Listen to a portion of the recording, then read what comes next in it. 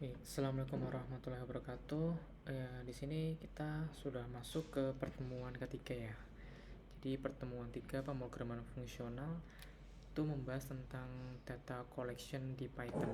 Nah, data collection itu apa saja? Di situ ada nanti list, ada set, ada tuple, ada dictionary gitu ya. Nanti kita akan bahas satu persatu untuk setiap komponen yang dijadikan sebagai penilaian kayak gitu. Ntar kita next. Nah, untuk yang materi pertama itu tentang list. Nah, list itu digunakan untuk membuat data yang berkelompok yang nilai dari anggotanya pun dapat diubah-ubah gitu ya. Nah, list dilambangkan dengan kotak atau yang kita sebut namanya bracket ya. Bracket. Nah, terus setiap anggota list disebut juga elemen list. Nah, anggotanya itu ini 10, 20, 30 itu merupakan anggota dari suatu list X gitu ya. Nah, di sini untuk pendefinisiannya langsung ya dari inisialisasi variabel kemudian langsung dimasukkan nih listnya itu berapa sampai berapa. Nah, ketika kita sudah mendefinisikan list X itu isinya sekian, nah kemudian pengen tahu nih tipenya itu apa sih yang X. Nah, tipenya ternyata jadinya list. Nah, tipe ini digunakan untuk ngecek sih, ngecek apakah tipe datanya itu integer, string, atau bahkan double, atau list atau dictionary kayak gitu. Jadi kita bisa ngecek tipe datanya itu dari uh, pendefinisian type dari variabel tersebut. Nah, gimana caranya untuk mengakses list? Nah, jadi indeks Python itu dimulai dari 0. Jadi tadi listnya ada 10, 20, dan 30. Itu cara mengakses yang list ke list yang anggotanya 10 ya. Yang ini, yang anggotanya itu nilainya 10. Cara mengaksesnya berarti X ke 0 gitu ya. X ke 0 dengan inisialisasi bracket 0 gitu ya. Begitu pula juga sama dengan X yang 1, X2 untuk mengambil nilai anggota yang di dalam list. Nah, untuk yang melakukan perulangan, kita bisa menggunakan for, bisa menggunakan while. Nah, yang for itu cukup seperti ini. For data ini kita uh, inisialisasi bebas. Kalian bebas mau menamain sebagai i atau x atau y atau z, bebas. In x, jadi for data itu di dalam x. Nah, ketika sudah di print dari datanya, jadi kan tadi sudah diinisialisasi untuk yang data kayak ditransfer gitu ya, ditransfer dari x itu ke dalam variabel data. Nah, pasti print, jadi dia akan ngeprintnya tuh satu persatu. Jadi yang pertama 10 dulu, kemudian 20 dulu, terus yang terakhir 30 kayak gitu. Nah, sedangkan untuk while seperti ini ya, bebas kita inisialisasi i kurang dari 3. Nah, kemudian cetak x index ke i gitu ya. Jadi awalnya dia start indeksnya dari 0, berarti kan x list yang ke 0 dulu nih, cetak dulu list yang ke 0 itu berapa, 10. Kemudian i tambah sama dengan 1 itu artinya i sama dengan i tambah 1 seperti itu. Nah, jadi akan i nya akan terupdate nih, i nya yang dari 0 akan menjadi i nya itu sama dengan 1. Nah, dari i sama dengan 1 print lagi nih, cetak x index ke 1, begitu seterusnya sampai indeks yang terakhir. Jadi untuk pengoutputannya pun sama, hasilnya 10, 20, 30 kayak gitu. Nah, terus di sini list negatif index. Nah, kalau tadi kita mengambil indeksnya itu positif, jadi kalau kita mau ambil yang sapi, berarti untuk source code-nya itu menggunakan y index ke 1 ya, atau Y bracket 1. Nah, tapi kalau negatif, nah kalau negatif dia akan mengakses di sini ya. Jadi kalau Y minus 1 artinya ambil elemen yang paling belakang nih, yang paling belakang ke 1. Nah, kayak gini. Kalau Y min 2 berarti yang gajah. Begitu pula seterusnya gitu. Nah, kemudian di sini ada slices. Nah, slices ini itu untuk kita bisa mengambil indeks keberapa sampai indeks berapa sih gitu ya. Nah, contoh datanya di sini ada kucing, sapi, gajah, ikan. Ini kita akan mengambil semua elemen yang ada di list Y ini.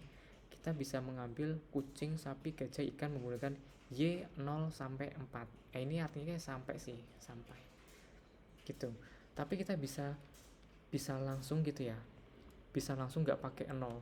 Jadi Y bracket titik 24. Artinya dia akan dimulai start di awal dari elemen tersebut gitu. Kemudian kalau misalnya 1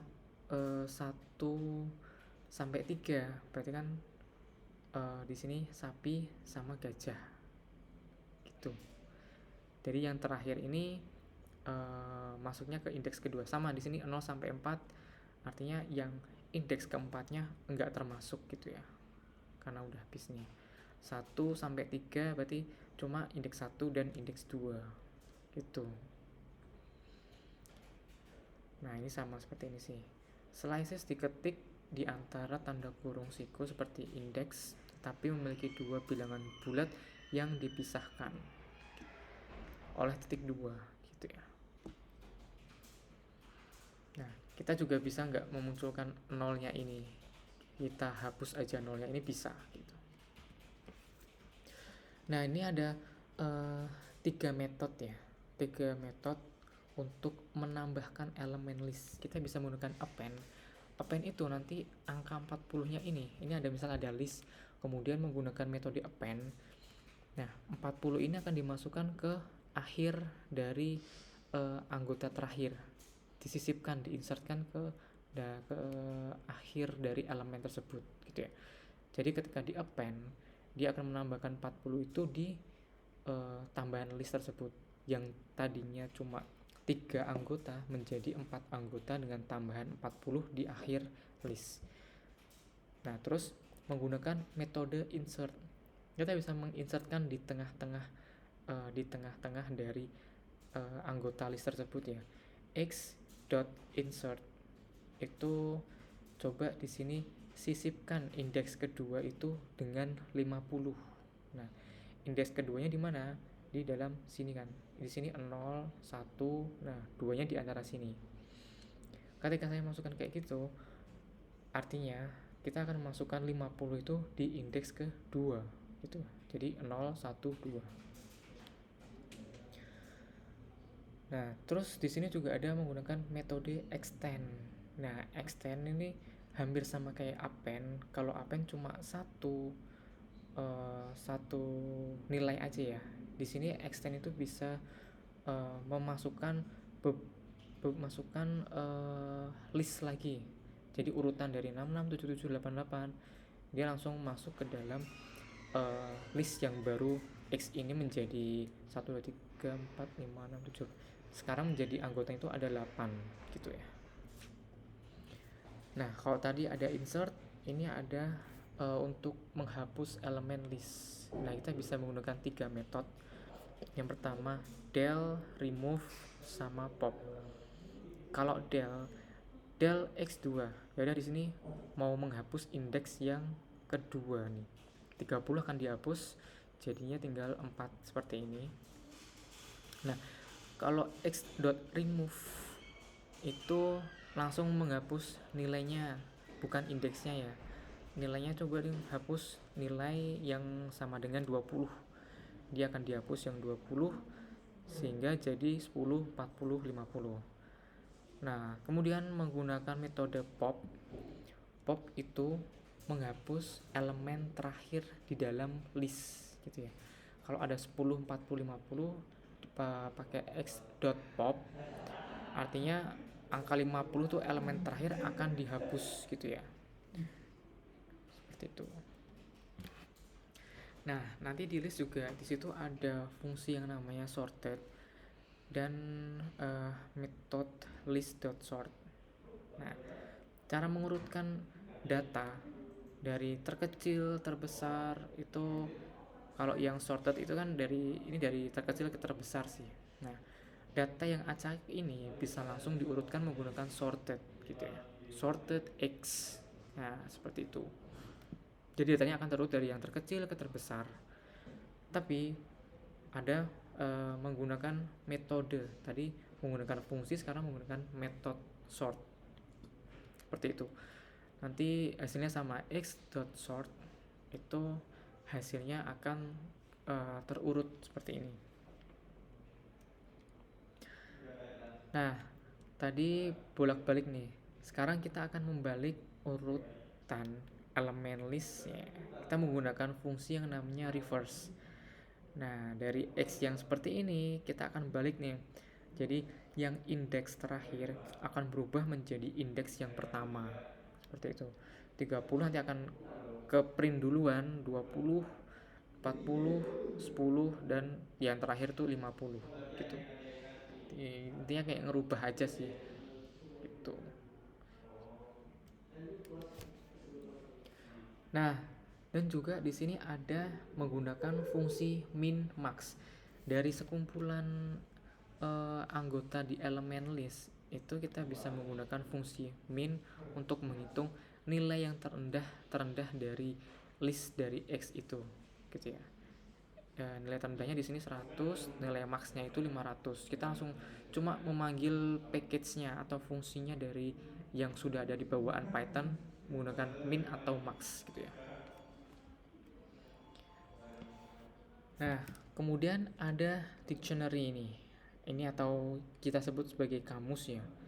Nah, itu digunakan untuk membuat data berkelompok yang nilainya setiap anggotanya dapat dirubah, tapi indeksnya dapat ditentukan sendiri. Nah, kita bisa menggunakan indeksnya tuh mau menamakan apapun bebas. Nah, dictionary ini dibuat menggunakan tanda kurawal seperti ini ya. Kalau tadi bracket menggunakan kurung, ya apa namanya itu, kurung kurung tegak tutup, kurung tegak buka gitu ya. Ya itulah bracket kan kalau tadi. Kalau ini kurawal. Nah, didefinisikan seperti ini. Ini nih, setiap anggotanya berupa pasangan kunci key sama value. Key-nya itu 1, value-nya itu 100. Key-nya 2, value-nya itu 200. Nah, seperti itu. Nah, ketika saya mencari tipe datanya untuk variabel D, itu akan menghasilkan kelas dict gitu ya. Dan gimana cara mengakses untuk yang kamus ini atau dictionary ini? Dictionary ini akan diakses. Contoh, kalau saya mengakses D dengan indeks ke-1, dia akan mengoutputkan yang 100 nih. Karena dia ini merupakan key-nya, key kuncinya. Kalau D2 berarti kan dia di sini kan ya. Dia akan merujuk list D dengan key-nya itu 2, itu value-nya berapa sih? Oh, value-nya itu 200. Key dengan elemen D, key-nya itu 3, value-nya berapa sih? Oh, 300. Nah, seperti itu. Atau kita bisa menggunakan yang namanya method get.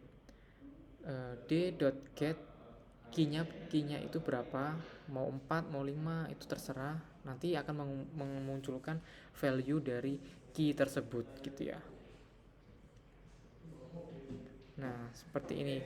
Tadi cara mengaksesnya kan key-nya kan ya, elemen list D, kemudian key-nya itu 1, dia akan menghasilkan output 100.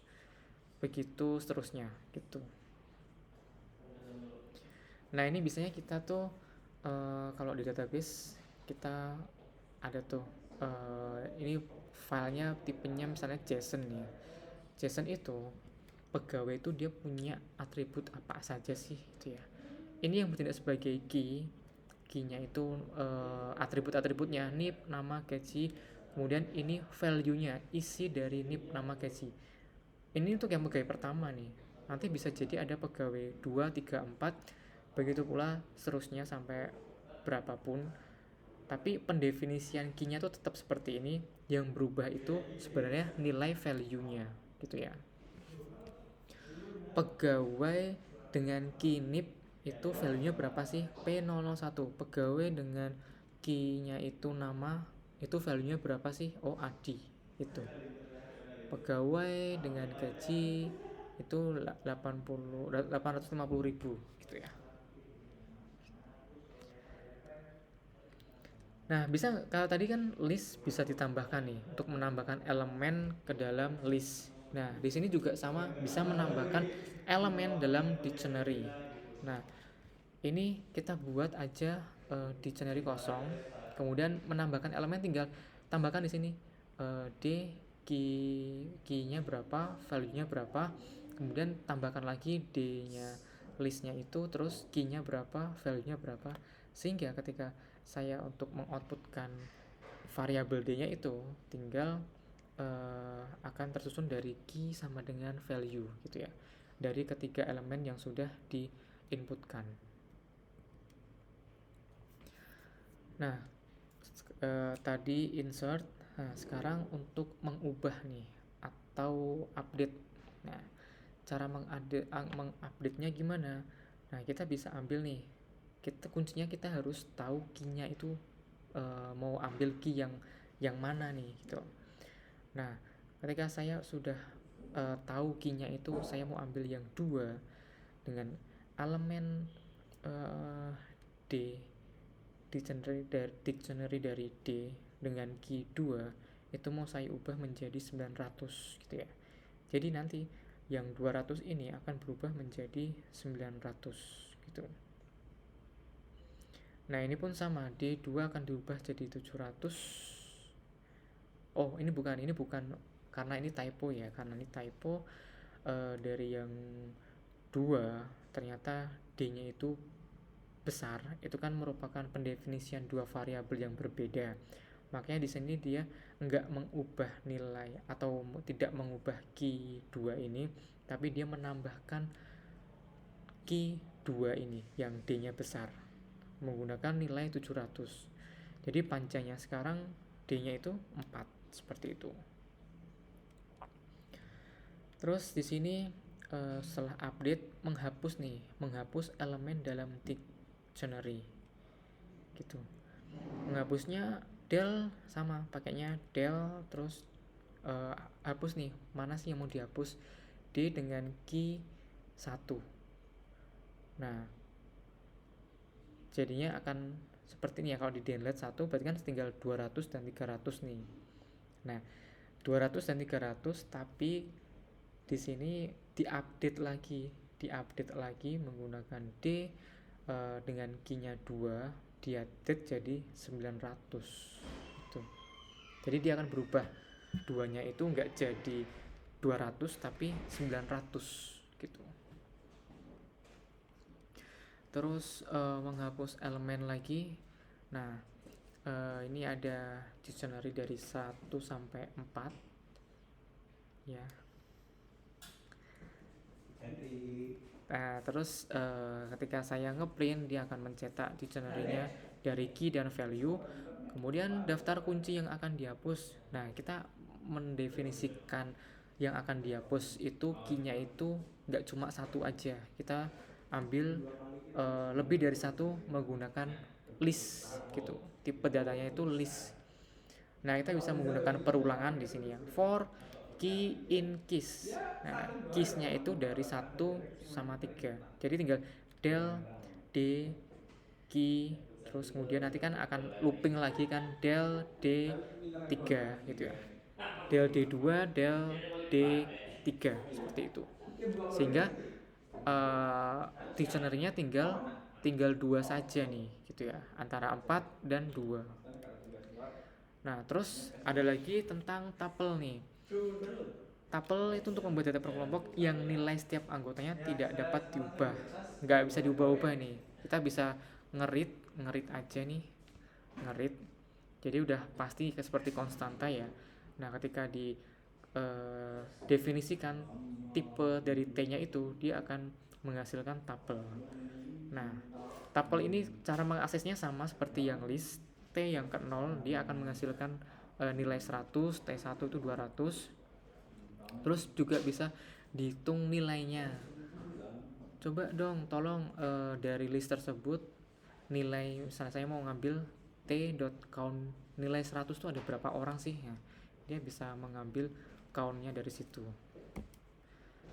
Nah, terus setelah tuple, karena dia nggak ada nggak bisa diubah karena konstanta ya, itu jadi nggak bisa di delete, nggak bisa ditambahkan, nggak bisa dihapus nih gitu. Terus kita menuju ke set. Set itu untuk membuat data berkelompok yang tidak memiliki duplikasi data. Nah, kalau tadi yang dictionary terus list itu masih bisa terjadi yang namanya duplikat dari data tersebut. Nah, kalau yang set ini ya udah nilainya unik semua. Nilai dalam list tersebut tetap pakainya list ya, kurung bracket ini, bracket, tapi tidak ada duplikasi data gitu. Nah, terus sama sih di sini ternyata ada yang kembar nih, 10-nya itu ada 1 2 3, ada 3, tapi ditulis di sini cuma satu saja ini. Jadi nilai yang uniknya saja sih. Yang nilainya itu sama otomatis akan dihilangkan di set tersebut gitu ya, untuk menghindari duplikasi data seperti itu. Nah, kalau tadi yang tuple nggak bisa ditambahkan, diedit, di delete. Nah, di set ini, set bisa ya, bisa untuk menambahkan nih. Pakainya di sini add s.add 40, dia akan nambahnya di depan. Dia akan menambahkan di depan ya. Kalau update, nah kalau update, misal kita ada 3 list yang akan diupdate, dia akan memasukkan di sela-selanya nih. Contoh tadi kan setnya itu 10, 20, 30. Nah, 10, 20, 30 gitu. 10, 20, 30, dia akan masukkan 50 itu di sela-sela 10, 60 sama 70 di sini sih gitu ya.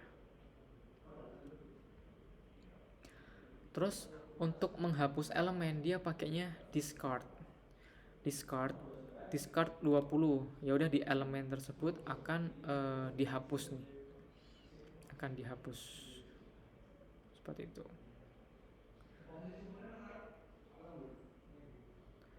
Nah, itu untuk discard untuk satu elemen saja. Nah, ini untuk menghapus semua elemen pakainya s.clear. Kalau kita panggil s-nya lagi, dia setnya itu kosong seperti itu. Nah, untuk mengubah elemen misalnya habis di discard 20, dia ditambahkan 50 di depannya gitu. Oke, mungkin itu saja materi untuk yang week 3 ini ya, tentang data collection di Python gitu ya. Saya akhiri, wassalamualaikum warahmatullahi wabarakatuh.